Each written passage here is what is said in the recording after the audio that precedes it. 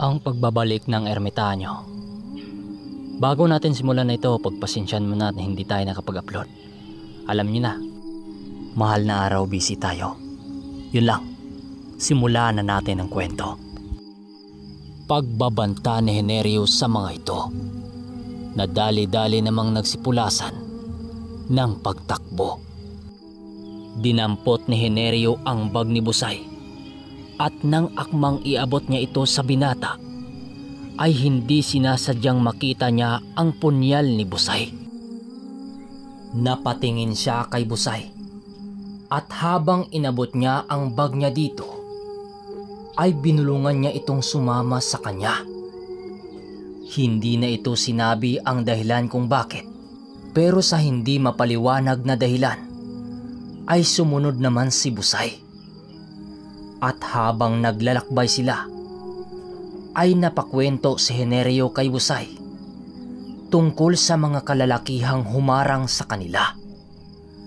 At ayon sa kanya, nahanap buhay na ng mga yon ang pandarambong, lalo na kapag merong dayo sa lugar. Napaisip si Busay at bigla niyang naalala ang ginawa ni Henerio na sa pagbali ng baril sa mga kalalakihan kanina. Manong, paano niyo po nabali yung baril na yon? Tanong ni Busay. Napahinto naman si Henerio sa paglalakad at agad na nilingon itong si Busay. Sa loob ko na sabihin sa iyo, nandito tayo sa bahay ko. Wika ni Henerio habang nakatayo sa tapat ng bahay. Habang papasok sila sa bakuran, ay may biglang lumabas na dalaga at bigla nitong binati si Henerio. Tay, magandang tanghali po. Sino po yung kasama ninyo? Wika ng dalaga. Si Busay. Nakilala ko siya sa bayan. Busay, ang anak ko, si Jessa. Pagpakilala ni Henerio sa dalawa. Agad nang nag-aya si Henerio na pumasok sa loob ng bahay, at maya-maya pa ay agad nang naghain ng tanghalian ang anak ni Henerio. Habang kumakain, naitanong ni Busay kay Henerio kung ano ang pinagkakitaan niya sa bayan. At isinalaysay naman kay Busay ang buhay nila. Ayon kay Henerio, ay isa siyang magsasaka sa lugar na yon. Maliban sa pagiging magsasaka, ay isa din siyang tanod sa barangay nila. Kaya kilalang kilala ni Hener ang mga halang ang bituka sa mga tao sa bayang yon. Nang biglang maisingit ni Busay ang sinabi ng aling may-ari ng tindahan. Manong, kanina kasi may nakapagsasabi sa akin na isa raw kayong aswang. Totoo ba yun? Wika ni Busay, na agad namang tinawanan ng mag-ama. Huwag kang magpapaniwala sa mga sinasabi ng mga tao, Busay. Sige nga, kung aswang kami, subukan mo ngang bunutin yang punyal na nasa bag mo. At nagulat si Busay sa sinabi ni Henerio. At agad naman siyang napatanong dito. Paano niyo naman nalaman ang tungkol sa laman ng bag ko? Takang tanong niya. Ang sabi ni Henerio, nakita niya yon nung damputin niya ang bag. Ang ipinagtataka lang niya ay tila walang alam si Busay sa hawak niyang punyal. Sa hula ko, ay hindi mo alam ang tungkol sa punyal na yan. Tama ba? Tanong ni Henerio. Agad naman itong kinuha ni Busay mula sa bag niya at ipinakita niya dito. Nanlaki ang mga mata ni Henerio nang masilayan niya ang kabuuhan ng punyal. Hindi nga ako nagkamali. Jessa, Kung nabubuhay lang ang nanay mo, siguradong matutuwa yon. Wika ni Heryo na labis namang ipinagtataka ni Busay. Teka lang Manong ha? Ano po bang ibig niyong sabihin? Takang wika ni Busay. Nilapag ni Heneryo ang punyal sa lamesa at nagkwento ito. Ang punyal na ito ay mula pa sa ninuno ng asawa ko. Ipinagkakaloob niya ito sa isang taong nagngangalang Uloy. Ang punyal na ito ay ginawa lamang para sa isang gawain, ang pagpatay sa mga aswang. Alam ko ning hindi mo ito mabunot-bunot sa sidlan, tama ba? Sa kadahilanang mabubunot mo lamang ito sa harap ng isang aswang na maaaring gamitin. Ngunit mag-ingat ka sa paggamit ng punyal na ito, Busay. Dahil bawat kaluluwa ng napatay ng aswang ng punyal na ito ay hinihigop papasok sa loob ng sisidlan. Kaya sa oras na pakawalan mo ang talim ng punyal na ito, ay kailangan mo itong itarak sa katawan ng isang aswang. Sapagkat kung hindi ito makakatikim ng dugo ng aswang, ay ang buhay mo ang kukunin nito. Pagpapaliwanag ni Heneryo. Nalubha namang ikinabahala ni Busay.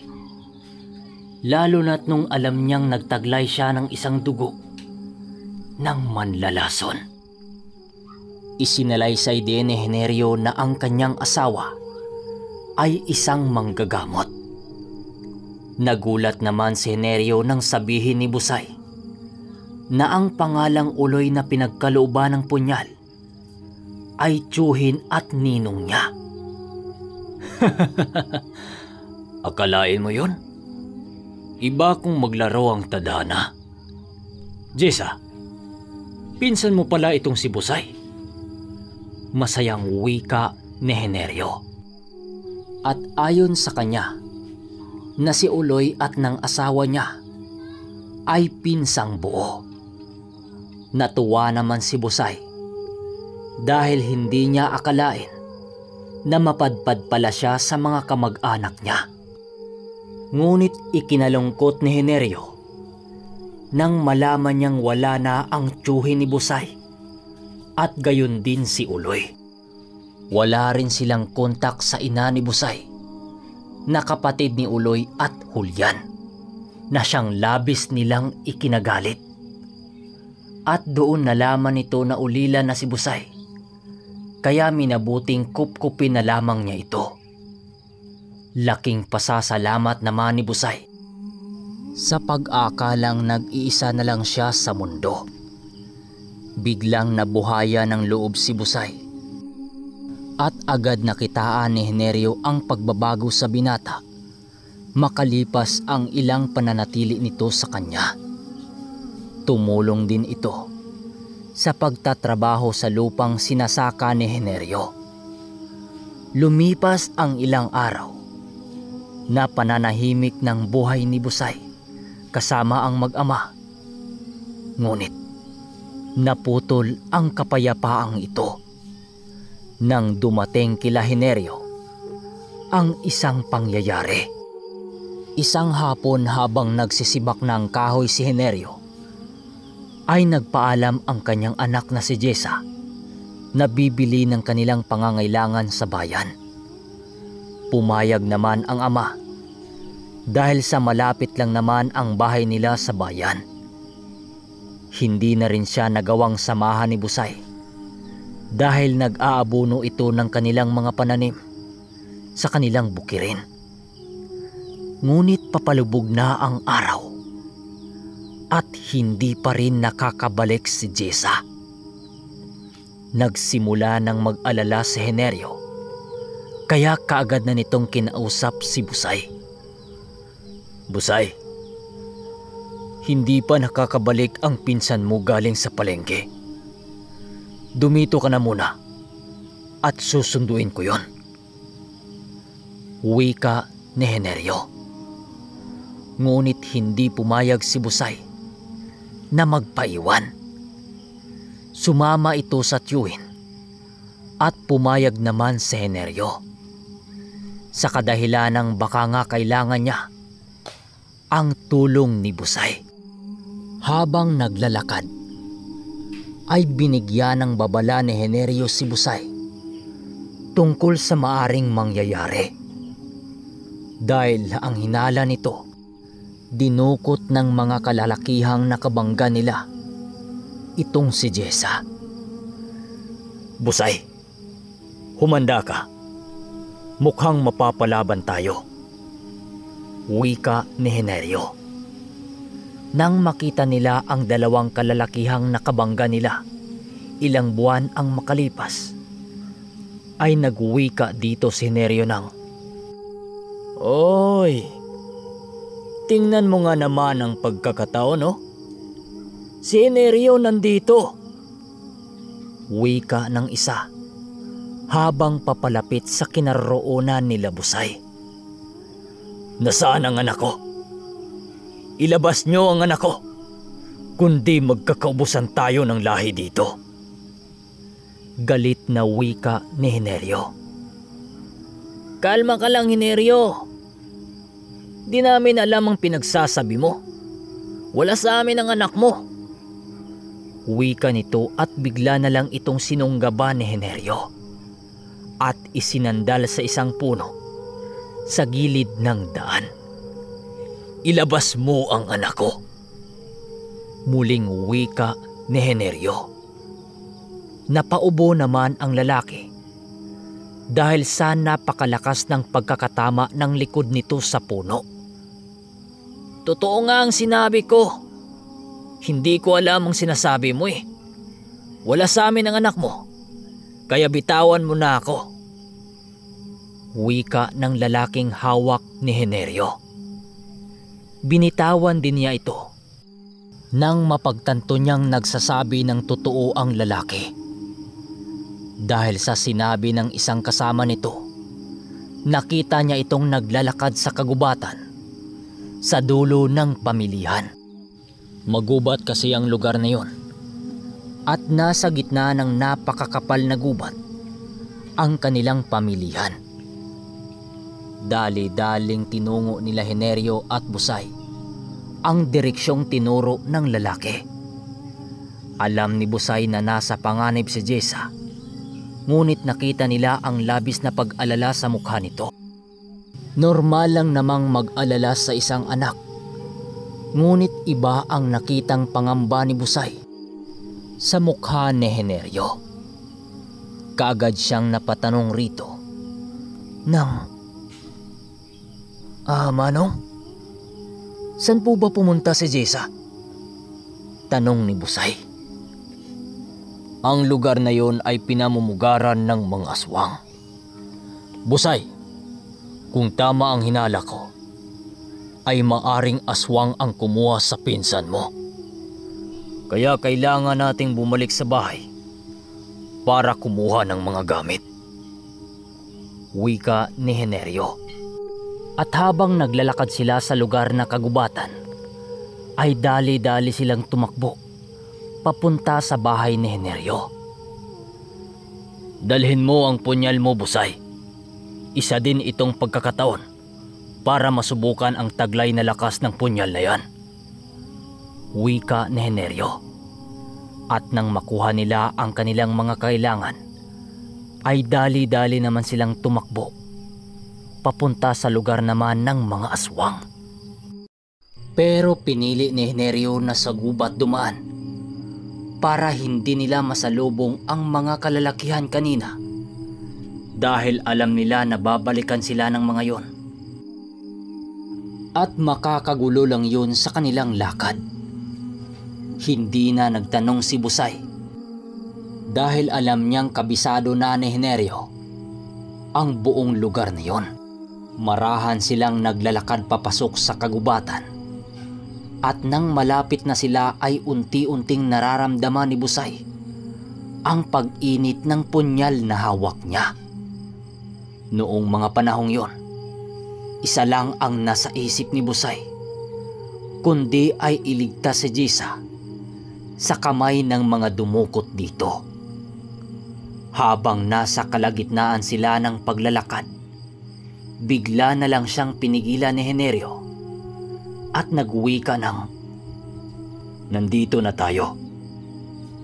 Sabay turo sa lugar na napaligiran ng mga bakod na gawa sa kawayan.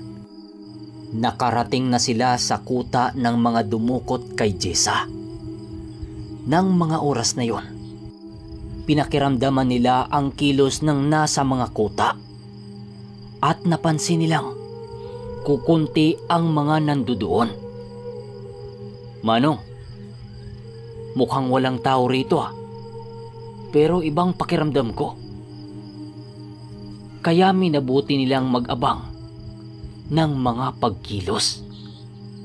At habang matyagang nag-abang, ay biglang nakita ni Henerio si Jessang naglalakad.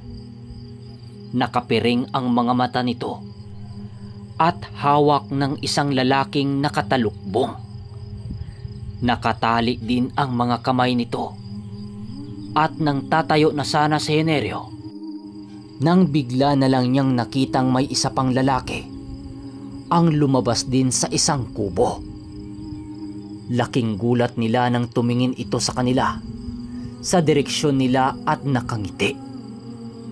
Hindi pamilyar kay Henerio ang mukha ng lalaking ito at ngayon lang din ito nakita ni Busay. Pero ang ipinagtataka nila ay huminto ito sa kinatatayuan niya at tuloy lang sa pagtitig sa kanila ni Henerio. Laking gulat nilang dalawa nang bigla na lang itong magsalita ng, "Oh, ano pa ang hinihintay ninyo? Kanina ko pa kayong hinihintay, kaya tuloy na kayo." Wika nito at agad na ding tumayo si Henerio. Sinunda naman ito ni Busay at sabay silang naglalakad papaloob ng kuta. "Ilabas mo ang anak ko, demonyo ka!" sigaw ni Henerio. Agad namang napatitig sa kanya ang lalaki at nagwika ng, "Nasa kubong yan ang anak mo, Henerio. Pero makukuha mo lamang siya kung ibibigay mo ang kailangan namin." Wika nito na labis namang ipinagtataka ni Henerio. Ano naman ang posibleng kailangan ng mga aswang sa kanya? Tinanong niya kung ano ang kailangan ng mga ito. Ngunit laking gulat niya nung ituro ng lalaking yun si Busay. Ayon sa lalaking yun, ay ang pakay nila ay ang punyal at ang itim na tila ni Busay.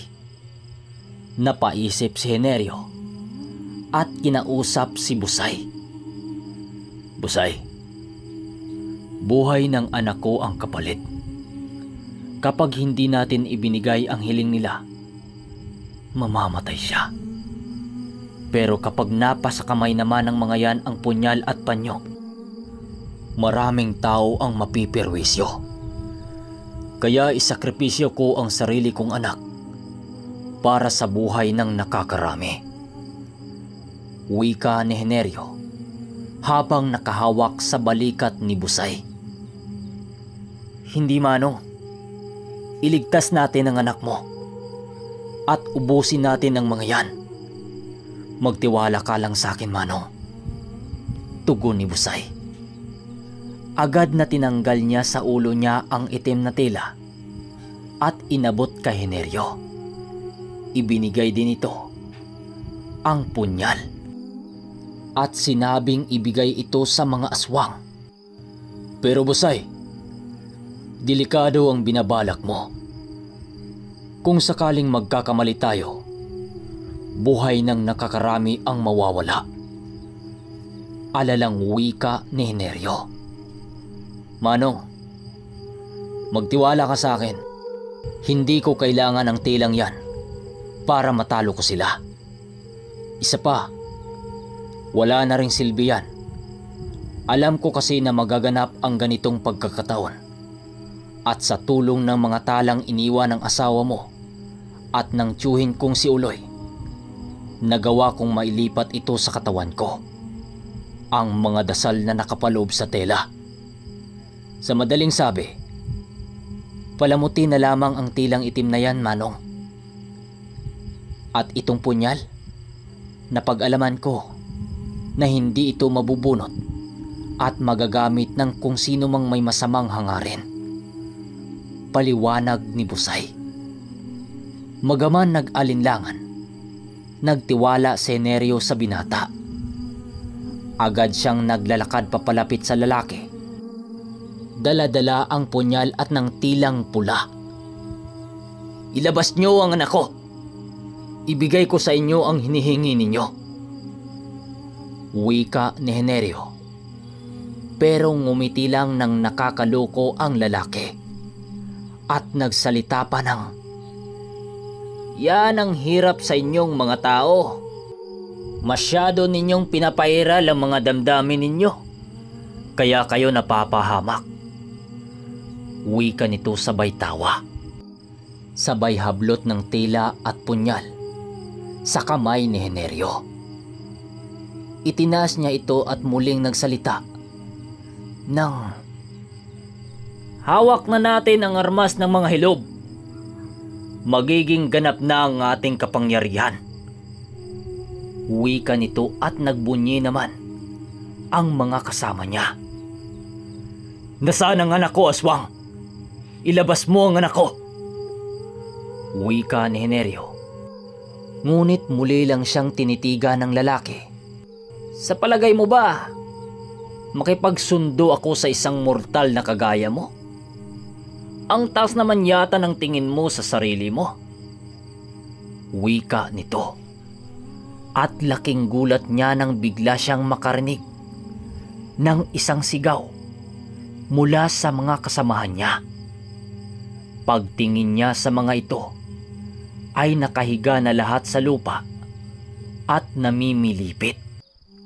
Ang ilan sa kanila ay nagpalingalinga at hinahanap nila kung sino ang sumasalakay sa kanila. At mula naman sa isang kubo, nakita nilang nagtalsikan ang iba sa pinto ng kubo, at yun ang kubong kinaroroonan ni Jessa.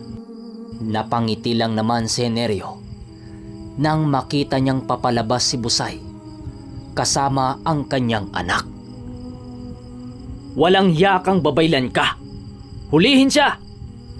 sigaw ng aswang. Pero walang kumilos sa mga ito. Naanimoy natatakot ito kay Busay. Agad namang tumakbo si Neryo sa kinaroroonan ni Busay at Jessa. "Manong, itakas mo muna si Jessa dito. Ako na ang bahala sa kanila," wika ni Busay, na agad namang sinunod ng mag-ama. Dali-dali silang tumakbo papasok sa kagubatan, at sa sobrang galit ng kalaban nila, ay nagbago ito ng anyo. Anyo ng isang aswang. "Habulin ninyo ang dalaga. Kailangan natin ng dugo niya," wika nito. Pero nung susunod na sana ang tauhan ng lalaki, ay laking gulat nila nang bigla na lamang humarang si Busay sa daraanan nila. "Saan kayo pupunta, ha?" tanong ni Busay, at isa-isa niyang pinagbigwasan ang mga ito. Dahil sa sobrang inis ng lalaki, ay sinugod nito si Busay. "Walang hiya ka! Pagbabayaran mo to!" wika nito sabay kalmot kay Busay. Nanlaki ang mga mata nito nang biglang saluhin ni Busay ang kamay niya, gamit lamang ang kaliwang kamay nito. Bigla na lang siyang sinikmurahan ni Busay, gamit naman ang kanan. Namilipit ito sa sakit, at maya-maya pa ay tumayo ito at nagsalita. "Mukhang hindi tayo nagkakilala ng maayos, binata. Sabihin mo nga sa akin, ano ang pangalan mo?" Wika nito kay Busay na nakaanyong aswang na. Busay ang pangalan ko, pamangkin ni Julian. Ikaw, ano ang pangalan mo? Nararapat lang din naman siguro na sasabihin mo rin ang pangalan mo. Tugon ni Busay. Ako si Gudor, ang pinunong kultong inubos mo. Oo, Busay, tama ang itsurang nakita mo ngayon. Ako'y isang aswang. At may sikreto pala akong sasabihin sa'yo. Ako ang pumatay sa kinilala mong tatay na si Julian. Wika nito sabay tawa na naman. At nang marinig ni Busay ang sinabi ni Agudor, agad bumalik sa kanyang alaala ang pagpanaw ng tatay-tatayan niya. Nakaramdam siya ng matinding galit kay Agudor at walang ano-ano ay kaagad binigyan niya ito ng suntok. Tinamaan si Agudor sa dibdib at tumalsik sa malayo, dahilan para mabitawan nito ang punyal at ang tilang pula. Dinampot naman ito ni Busay at laking gulat ni Agudor nang bigla itong itapat ni Busay sa isang sulo para sunugin. Ang tilang ito ay wala ng saysay dahil nasa katawan ko na ang kapangyarihan nito. Wika ni Busay na labis namang ikinagulat ni Agudor. Huwag mong sabihing ikaw. Hindi ito maaari. Pinatay ko na ang batang yon bago pa man siya mailuwal ng kanyang ina. Kaya hindi maring ikaw ang... Hindi na naituloy ni Agudor ang sasabihin niya sa kadahilanang nasa harap na niya si Busay at hawak-hawak na siya nito sa liig. Agad naman niyang tinabig ang kamay ni Busay at umatras. Tinanggal ni Busay ang kanyang damit pang itaas at tumambad kay Agudor ang mga marka ng kanyang katawan mula sa tilang pula. At mas lalo pa siyang nahintakutan nang makita niyang unti-unti nang nagbabagong anyo itong si Busay. Nakita niyang nagliliwanag ng kulay pula ang katawan nito, kasabay ng pagbabaga ng mga marka nito. Ang mga mata din nito ay nagbabaga at sa mukha din nito ay may lumalabas na mga simbolo. Okay, hanggang dito na muna tayo dahil napahaba tayo eh. Mga kaermitanyo, kung nagustuhan nyo ang ating kwento huwag nyo namang kalimutang mag-like. Yun lang. Maraming salamat. Hanggang sa pagbabalik ng Ang Ermitanyo.